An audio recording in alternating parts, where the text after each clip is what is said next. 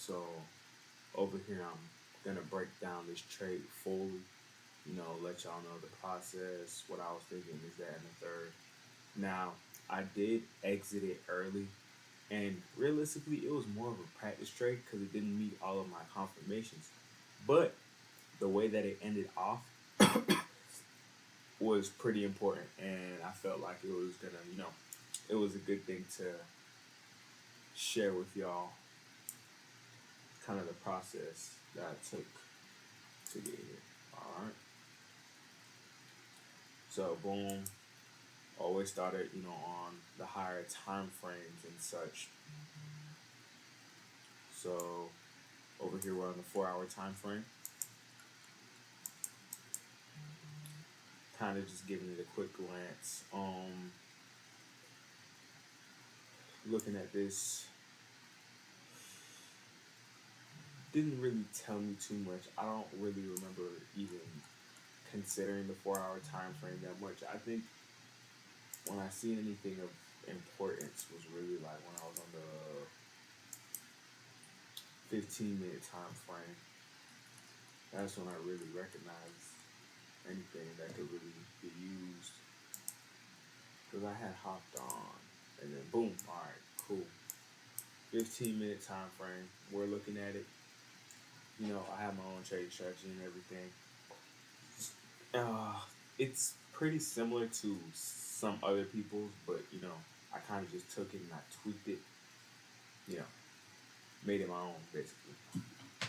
But starting on the 15-minute time frame, I have marked out my OTE.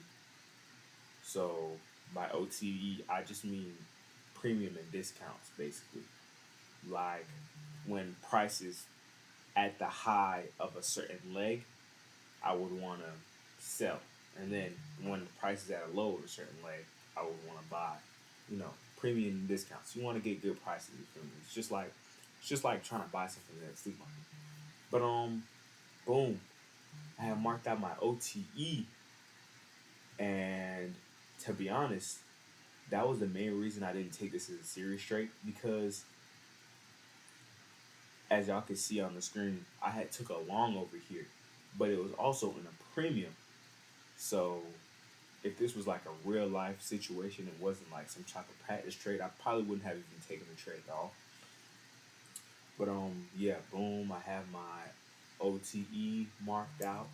I have my higher time frame reaction zone. That's what I base most of my trades off of, higher time frame reaction zones. Now, boom.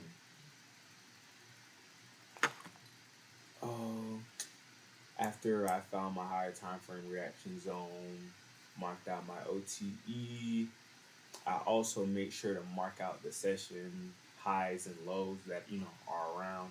So I have Asian high right here, and I have Asia low right here, and then I have the previous day high right here. Now those are obviously very very important.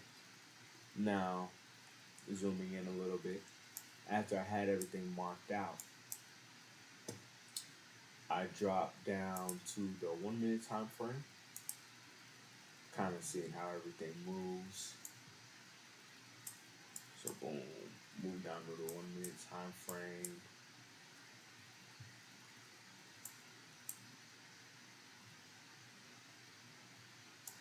All right, here we are, 1 minute time frame. Now, um, what was this? Oh yes, yes, yes. Boom. I was looking at the charts. I seen that it had swept Asia high right here, and I was kind of waiting to see what it would do. Now it had swept Asia high, and it continued its uptrend. So I was like, okay, cool. Price is bullish right now. I feel like it's probably going to be targeting the next pool of liquidity, which would be the previous day high, which is very strong liquidity. So I was like, okay, cool. That's actually great. The only bad thing about it is it's in a premium. So I was like, oh wow, it's in a premium. I would want to look for a short, but it just swept Asia high. It looks like it's targeting previous day high. A setup is forming, everything. So I was like, okay, cool. I'll take the trade on the practice account and see what worked and what didn't. Now, now that I have that marked out, boom, here, right here, we have our higher time frame reaction zone that price had entered into, and then retraced and bounced off of. Now that's a great sign. Another sign that I could go long. So it had bounced up, boom. I had seen an inverse fair value gap, and then there was a change in the state with strong displacement. So I had my entry, and I was targeting the previous day high on this trade, while my stop loss would be at the low of this higher time frame reaction zone. And it ended up playing out pretty well, to be honest. In all honesty, it ended up playing out really well. Now, it's not a trade I would have actually taken because it didn't confirm all of the things that I needed it to confirm in my setup. But overall, everything else lined up very beautifully. So I was like, okay, cool. I'm just gonna take the trade. You know what I mean?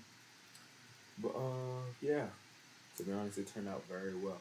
It was a very beautiful setup. There was a lot of other things in it, but